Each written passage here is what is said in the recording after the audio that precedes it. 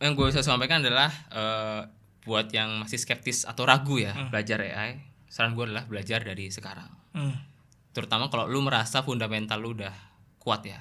Karena kalau lu udah fundamentalnya udah kuat, gitu, skill dasarnya udah kuat, framework pikir lu udah kuat lah. Itu orang, kalau ini kata profesor ya, bukan kata gua, kata profesor gua. Itu adalah orang yang pakai AI, orang bodoh pakai AI akan semakin bodoh, Pak. Orang bodoh yang pakai AI Akan semakin bodoh. Nah, tapi kalau orang pintar pakai AI akan mempercepat proses dia menjadi pintar. Jadi bukan menjadi dia kan dia pintar, tapi mempercepat proses dia semakin pintar. Jadi sebenarnya menggunakan AI adalah proses belajar gitu kan. Bukan mendapatkan informasi atau jawaban instan. Gitu sih. Assalamualaikum warahmatullahi wabarakatuh. Welcome back to podcast Wakaf Ilmu. Kali ini kita akan membahas seputar AI dan percuanan dari AI. Bersama saya sudah ada Erdi Pratama. Assalamualaikum Bang Erdi. Waalaikumsalam warahmatullahi wabarakatuh. Sehat Bang? Alhamdulillah sehat. Lihat-lihat baru selesai lulus dari Boston ya Bang ya? Bener, baru landing itu hari Kamis. Ini baru 1, 2, 3, 4 3-4 hari lah ya. Dari Boston. Masih jet lag dikit. Jet lag ya. Semoga nggak begitu ini ya. Oh enggak, kalau segini mah aman. Aman ya. Bang, kita akan bahas soal percuanan dari AI. Yang sekarang kita biasanya tahu adalah kalau mau cuan tuh dari AI biasanya memaksimalkan AI sebagai profesi kita. Jadi kayak misalkan kalau sebagai marketing kita pakai ChatGPT buat bikin copywriting atau segala macam gitu. Itu kan sifatnya indirect. Tapi ini ada cuan dari AI yang direct gitu. Bener nggak sih Bang? Itu benar. Jadi memang dengan adanya AI itu bisa membuat satu lapangan pekerjaan baru ya. Jadi kalau banyak orang bilang pekerjaan tergantikan AI, itu mungkin benar. Cuma di sisi lain akan membuat lapangan pekerjaan baru ya. Dan di mana memang membutuhkan skill untuk menggunakan AI. Di mana itulah muncul ladang-ladang cuan ya. Baik itu Anda sebagai mungkin pebisnis atau freelancer atau memang tadi yang lu sebut profesional gitu. Oke, berarti ada ya. Dan kalau bisa dikulik nih Bang ya, itu kayak gimana sih cara dapetin cuannya? Nah ini coba gua simplifikasi ya. Menjadi struktur yang lebih mudah dipahami lah. Jadi setelah gua pahami, pertama gue juga masih belajar nih. Gue masih ngulik AI itu baru Januari kemarin lah, Januari 2025. Nah setelah gua pelajari ya, itu secara umum ada 3 cara bro, 3 cara ya. Yang pertama tadi udah lu sebut, yaitu menggunakan AI tools apapun itu untuk mengoptimasi pekerjaan lu. Artinya apa? Artinya lu udah punya skill. Misalnya lu ahli digital marketing atau lu ahli bidang, let's say gue backgroundnya pertanian, lu ahli bidang pertanian. Nah lu sudah punya apa tuh sebutannya subject matter expert, lu udah punya expert di bidang tertentu. Lu menggunakan AI untuk optimasi. Entah itu untuk efisiensi gitu misalnya, atau mempercepat pekerjaan lu, atau meningkatkan peluang lu dapat project lain. Nah itu yang pertama bro. Nah lalu yang kedua adalah kalau lu menguasai AI tools itu, lu bisa masuk ke sektor edukasi. Nah ini yang lagi banyak di sosial media, yang mungkin lebih direct ya. Mungkin kalau di sektor content creator nih, mereka anggaplah ada orang yang menguasai AI tools untuk bikin generate gambar nih dari ChatGPT atau semacamnya, atau mungkin generate video. Nah mereka bisa bikin edukasi ya, e-course atau mungkin e-book atau mungkin pelatihan untuk membantu orang-orang mendapatkan skill tersebut. Atau kalau yang lebih keren lagi mungkin consulting ya. Karena di luar itu yang gua amati ya, banyak orang masuk ke bidang AI, salah satu yang cuan yang paling besar adalah di consulting. Itu consulting. Consultingnya. Jadi misalnya kita nih anak-anak muda nih, belajarnya kan cepat nih di bidang AI misalnya. Lu tahu nih cara menggunakan AI misalnya untuk kalau di US tuh yang lagi naik tuh untuk edukasi. Untuk edukasi. Nah, berarti lu ngajarin para petinggi kampus misalnya atau para pegiat pendidikan gimana caranya menggunakan AI di sektor pendidikan. Atau kalau pebisnis, corporate atau mungkin law firm untuk hukum ya, bagaimana menggunakan AI untuk di bidang yang memang spesifik. Nah, jadi kita ngajarin tuh untuk orang-orang yang memang punya duit, jadi bayaran lu bisa gede. Nah, itu Pak. Oke, konsultan memaksimalkan AI, dia juga bisa mendapatkan uang. Itu menjadi suatu hal yang ini nggak? Menjadi suatu hal yang apa bahasanya tuh kontradiktif nggak? Dalam artian konsultan kan harusnya punya ilmunya kan. Nah, kenapa lu harus pakai AI lagi? Nah, begini Pak. Makanya kita fokus di bidang di tools AI-nya Pak. Jadi premisnya adalah bisnis model sampai yang cara cuma 1 dan 2 adalah premisnya adalah lu pilih 1, mungkin 2, mungkin 3 AI tools yang memang lu seneng untuk lu pelajarin gitu. Jadi misalnya tadi yang pertama adalah lu sudah punya keahlian, lu pakai AI buat optimasi. Lalu yang kedua, lu mungkin nggak punya keahlian di bidang tertentu itu, tapi lu ngerti cara pakai AI-nya. Nah disitulah lu bisa menggunakan AI untuk ngajarin orang di bidang itu. Nah apakah lu harus ngerti semuanya? Enggak bro. Makanya kan kita selain itu juga harus berpartner. Misalnya misalnya lu ngerti AI nih, gua ngerti bidang pertanian misalnya ya. Terus kita ada klien perusahaan perkebunan yang mau tahu caranya pakai AI buat optimasi perkebunan mereka. Nah, itulah fungsinya untuk kolaborasi sehingga kita bisa punya klien yang potensi cuannya lebih gede. Gitu, bro. Jadi jangan diasumsikan kita harus sendiri-sendiri dong. Jadi kita harus kolaborasi. Oke, untuk kemudian kita bisa gini. Mungkin sebelum masuk ke situ lebih ke arah apakah sekarang memang orang itu lebih aware untuk kemudian memaksimalkan AI. Dalam artian gini, memang AI membuat dia efisien ya. Cuman apakah sekarang orang udah dalam artian percaya, trust sebenarnya katakanlah 100% terhadap AI. Bukankah masih ada semacam kayak skeptis terhadap AI dalam artian mungkin pemberian advice ya belum tepat atau seperti mungkin ada something wrong lah ketika menggunakan AI. Orang udah mulai segitu aware-nya nggak sih sama AI khususnya di dalam bisnis itu? Gua nggak ngerti ya kalau dalam konteks corporate Indonesia saat ini bagaimana kan? Karena gua baru kembali nih bro. Tapi intinya perkembangannya adalah AI ini semakin pintar. Bahkan kalau gua lihat beberapa YouTube itu cost intelligence itu mungkin bisa mendekati 0.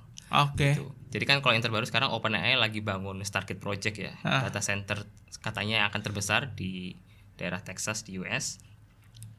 Dia tuh bilang seperti ini, kita ini pabrik, manufacturing. Hanya saja produk kita adalah intelligence, kepintaran gitu. Jadi asumsinya adalah semakin lama AI ini kan generative AI ya, akan semakin pintar. Jadi mungkin sekarang kita bisa skeptis gitu kan. Tapi harusnya kita berpikir Oke, AI sekarang tidak bisa melakukan ini, tapi mungkin 1 tahun 2 tahun ke depan bisa berbeda.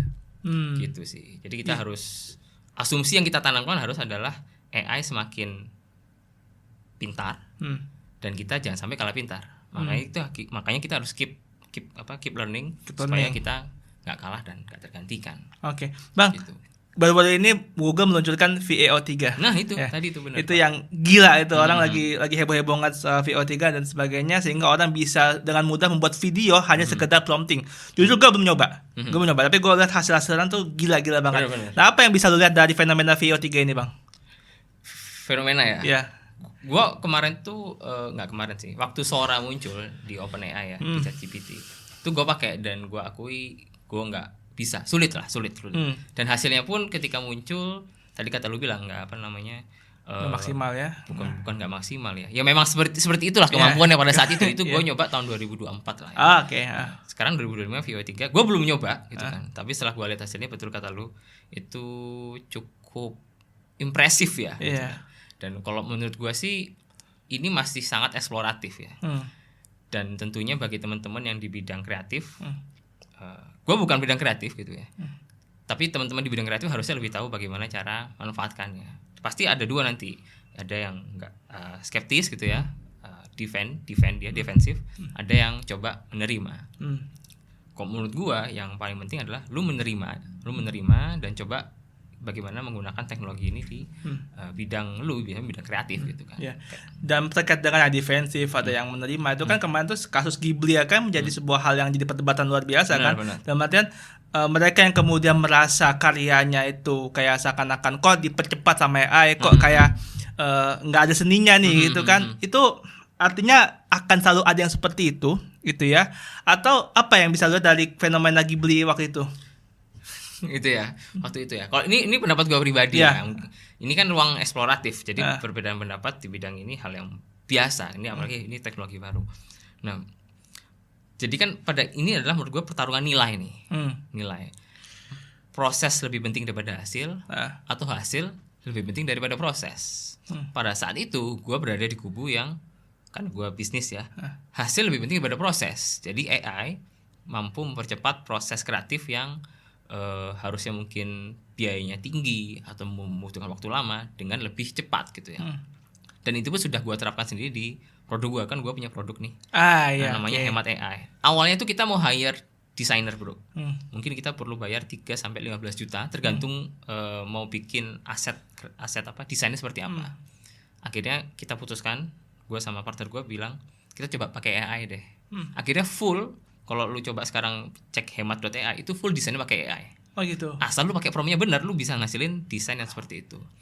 Gitu Pak. Jadi kalau di bisnis hasil lebih penting, mungkin hasil lebih penting dari proses. Cuma dalam bidang pendidikan, mohon maaf lahir batin nih, proses lebih penting kepada hasil. Yes. Gitu sih Pak. Iya, artinya sebenarnya kan untuk orang-orang yang punya mindset bisnis kan, artinya dia akan berorientasi pada hasil. Benar. Ya pokoknya ya gue pengen hasilnya segini, mau kayak gimana prosesnya, yang penting hasilnya seperti ini. Akan lebih baik kalau dia bisa mengefisiensikan uangnya kan, untuk kemudian mendapatkan hasil yang sama seperti yang dia inginkan kan, gitu. Dan AI ini jadi sebuah keniscayaan bagi seorang bisnis yang bisa mengefisiensi budgetnya, gitu ya. Dan lu mengaplikasikannya di aplikasi yang saat ini lu bangun, itu hemat.ai. Buat ceritain nggak Bang? Itu apa sih Bang hemat.ai? Oke. Jadi ini nyambung sama poin ketiga tadi Pak. Kan poin 1 lu cuan itu kan, poin 2 juga. Nah poin 3 adalah lu bikin produk dengan AI. Jadi dari skill AI lu, stack AI lu yang pakai, lu coba bikin produk yang bisa lu deliver lebih scalable. Nah itu yang lagi gua coba nih. Gua bikin namanya sama teman hemat.ai, yaitu sebenarnya simple ya, AI tools atau kalau bahasa kerennya AI agent kan katanya, untuk bantu keluarga dan UMKM track keuangan mereka. Sesimpel dengan lu chat, foto atau bahkan voice note di WA. Gitu sih. Berarti lu manfaatkan LLM ya? Iya, kita menggunakan beberapa model untuk model. Oke, untuk kemudian deploy ke aplikasi ini. Benar. Dan sebenarnya tuh ya, kalau gue lihat kan dari pendidikan IPB pertanian ya. Pertanian. Terus kemudian masuk ke Boston di MBA. Bisnis. Nggak ada teknologinya, nggak ada bahasan AI-nya, nggak ada dengan AI. Kemudian lu bisa mengimplementasikan AI ke dalam sebuah aplikasi yang kalau kita bicara soal aplikasi itu identik dengan orang-orang IT, ya kan? Benar. Nah, artinya apakah semudah itu untuk kemudian bisa mengaplikasikan LLM ke dalam sebuah aplikasi? Oke. Kalau tampak luar memang mudah ya. Tapi kan perlu digarisbawahi. Tadi gue bilang gue berpartner dengan teman yang memang dia adalah software engineer dan developer gitu. Makanya sempat muncul juga di beberapa sosial media luar ya. Dengan adanya AI justru membuat soft skill menjadi penting. Gue nggak mungkin bisa berpartner dengan teman gue, di mana ya itu adalah teman gue SMA, teman SMA, dan dia mau berpartner dengan gue.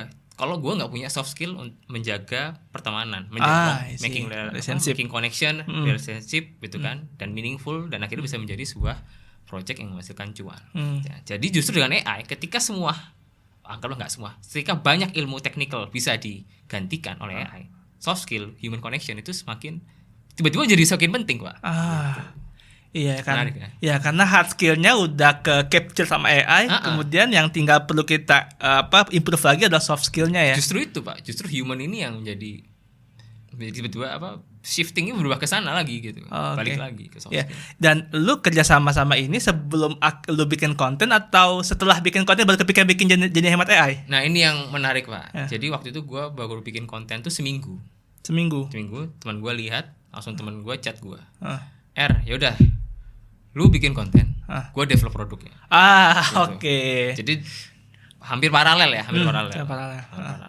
Oke, berarti sebenarnya ada trigger yang kemudian membuat kerjasama ini bisa terjalin ya.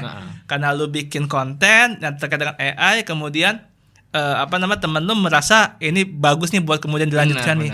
Karena lu sedang membangun kolamnya juga bangun kolamnya itu. Gitu. Ini yang menjadi orang itu lebih percaya ya. Padahal kan kalau kita lihat memang background lu bukan IT ya. Sehingga kalau misalkan orang punya kendala-kendala terkait dengan IT, dia mau diskusi sama siapa gitu kan. Cuman karena lu punya power di bidang kontennya, yang rasa bahwa lu punya cukup kompetensi situ, akhirnya terconnect nih. Bener Pak. Wah gila. Dan gak mungkin teman gue chat kalau gue tadi gak maintain hubungan kan. Disitulah soft skill. Maintain hubungan. Dan kan kalau kita lihat ya, ini sedikit menyambung soal content creator ya. Lu kan ngebangun akun baru. Ya kan? Benar. Ya kan, akun baru. Gue pengen penasaran aja sih, kenapa akhirnya yang dibangun tuh akun baru? Kenapa nggak di akun yang lama aja, Pak? Jadi gini bro, awalnya kan gue konten di akun personal ya. Iya. Gue nyoba selama Januari deh. Gue nyoba sebulan, bereksperimen. Akhirnya itu nggak growth. Menurut gue nggak growth. Oke. Gitu. Akhirnya setelah gue amati ya, menganalisa niche yang serupa, ternyata mereka tuh start dari nol. Bikin akun baru mereka. Bikin akun baru. Akhirnya gue simpulkan, mungkin di niche ini dalam hal ini AI dan teknologi, mungkin gue harus bikin akun baru. Akhirnya gue bikin akun baru, kemudian gue improve cara deliver kontennya, dan benar Pak, dalam tempo 2 minggu follower yang awalnya 60 jadi 5.000 Pak. Gitu. Jadi analisa itu terbukti. Gitu. Artinya sebenarnya lu dalam arti gini lah, sering kali ya, gue sempat kepikiran juga untuk kemarin bikin akun baru, ya kan? Cuman gue sayang aja sama followers yang ada. Justru itu Pak, lu jangan sayang sama followers lu gitu. Kalau menurut gue gitu. Loh, akun personal gue itu kan followersnya udah 2.000 sekian. Kemudian centang biru lagi. Iya, centang biru yang verified, yang nggak beli kan? Yang nggak beli, yang gratis, karena memang gue pernah diliput beberapa media waktu itu. Awalnya gue juga mikir kayak gitu Pak, tapi setelah gue pikir-pikir, nggak perlu sayang sama follower, emang follower sayang sama gue, nggak juga gitu kan. Ya udah, akhirnya gue bikin aja follower yang memang sesuai dengan niche gue gitu. Oke, itu setelah berapa kali percobaan konten? Setelah gue lupa, mungkin sekitar 14 konten ya. 14 konten. Nah, karena pas sehari gue ngepost 1 Pak. Itu. Dan lu ngerasa kayak insight-nya kurang nih ya, hasilnya kurang. Kurang. Karena emang ada beberapa orang yang akhirnya buat akun baru, ada yang bertahan dengan akunnya. Contoh yang kemarin kita podcast tuh ada saya podcast sama ada Viru kan. Viru tuh masuk orang yang nggak bikin akun baru, dia benar-benar akunnya itu aja. Mantap. Yang itu. Cuman ada juga yang akhirnya bikin akun baru karena ngerasa bahwa followers yang ke-generate yang sekarang ini itu bukan marketnya. Gitu. Akhirnya dia bikin akun baru dan generate-nya lumayan juga segitu. Ini tantangan juga ya, challenge juga buat yang bikin konten nih. Benar. Karena gue sering kali tuh berpikir kalau bikin konten tuh dengan akun nol tuh kayaknya bakal susah parah sih. Iya, bisa jadi sih Pak, bisa jadi. Gitu. Meskipun itu kalau di IG ya, tapi kalau TikTok kayaknya gampang ya. Gue gak tau TikTok lu main juga nggak? TikTok gue baru nyoba nih. Baru nyoba, karena kan kalau di US TikTok tuh nggak jelas ya, mau di ban nggak di ban. Pernah gue bikin konten terus tiba-tiba di ban Pak gitu. Gitu. Terus tiba-tiba bannya diangkat, gue malas lah. Gitu. Udah akhirnya TikTok gue hold dulu. Akhirnya baru kemarin gue coba post di TikTok. Gitu. Dan tinggal tunggu hasilnya aja ya. Gue re-upload beberapa konten di Instagram yang cocok ya.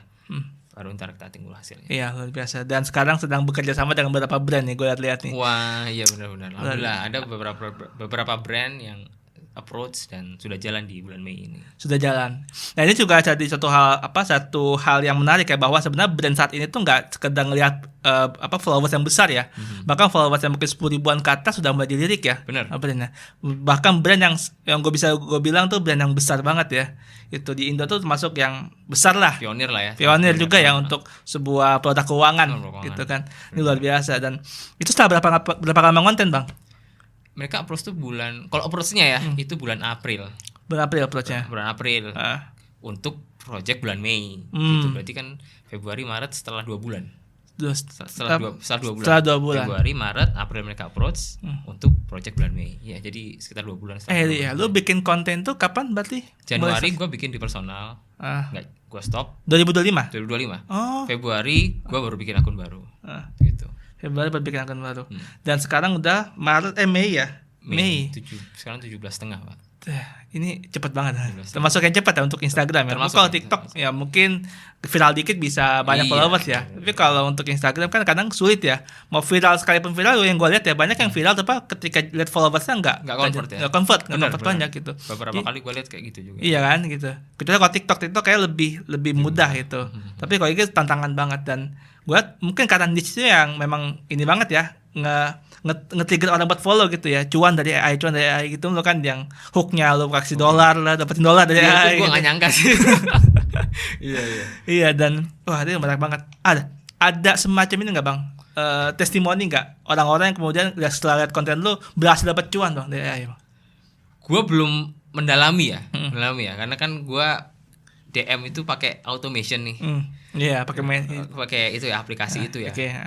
Meskipun sekarang terlalu mahal, jadi gue pikiran buat ganti. Jadi gue belum mendalami gitu. Dan gue nggak bisa nge-track juga. Ini orang beneran ngeklik ini nggak, ngeklik link yang gue kasih nggak. Gitu. Jadi gue belum bisa untuk informasi itu. Oke. Tapi gue lihat cukup banyak ya yang kemudian tertarik mengeksplor lebih lanjut terkait dengan konten yang lu sampaikan ya. Oke. Nah, kembali ke jadi hemat atau hemat AI ya nyebutnya? Jadi hemat. Hemat AI. Hemat AI. Oke. Jadi hemat akunnya aja ya. Akunnya aja. Jadi hemat AI. Nah, hemat AI ini sekarang udah berapa Bang usernya? Usernya sekitar 500 lebih ya. 500 lebih. 500. Wow. Setelah kita bulan Maret, April, Mei, ya 2 bulan setengah lah 500 user. Dan itu organik dari lu bikin konten atau ada channel-channel lain yang lu maksimalin? Sejauh ini organik. Kita nyoba ads cuma belum jalan gitu ya. Jadi ads-nya baru keluar sekitar 50.000 ya. Jadi belum kita optimasi. Jadi murni dari organik konten kita ya. Web base ya?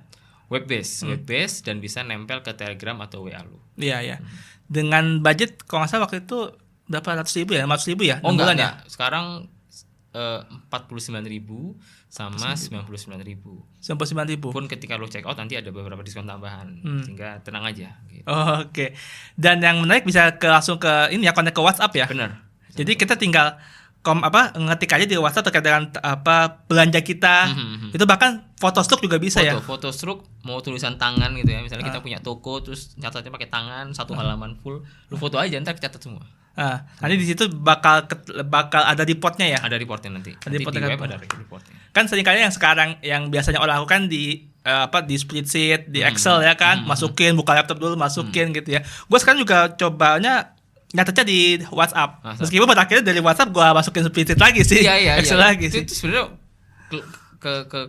keresahan gue dan istri juga sih. Misalnya catat belanjaan misalnya kita belanja ke pasar, nyatetnya di WA. Karena kan kita bikin list belanjanya di WA. Habis itu kita nyatet beli lele 50.000 gitu kan. Nyatetnya di WA gitu kan. Hilang aja datanya. Nah, kita berangkat dari keresahan itu dan habit nyatet di WA, akhirnya muncullah hemat AI gitu. Hemat AI. Habit tadi ya. Nah, dari aplikasi itu berarti kan kalau kita bicara jadi hemat, berarti kan artinya kita membuat orang tuh bisa lebih hemat kan? Benar. Ya kan, tujuannya itu kan? Nama itu kan. Nah, kalau dari testimoni user Bang, ada nggak yang ngerasa bahwa ini membuat gue jadi lebih hemat gitu?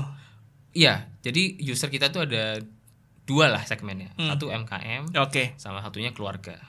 Kalau keluarga itu akhirnya mereka beberapa orang ya itu ngasih testimoni, akhirnya kita bisa nge-track dengan lebih mudah.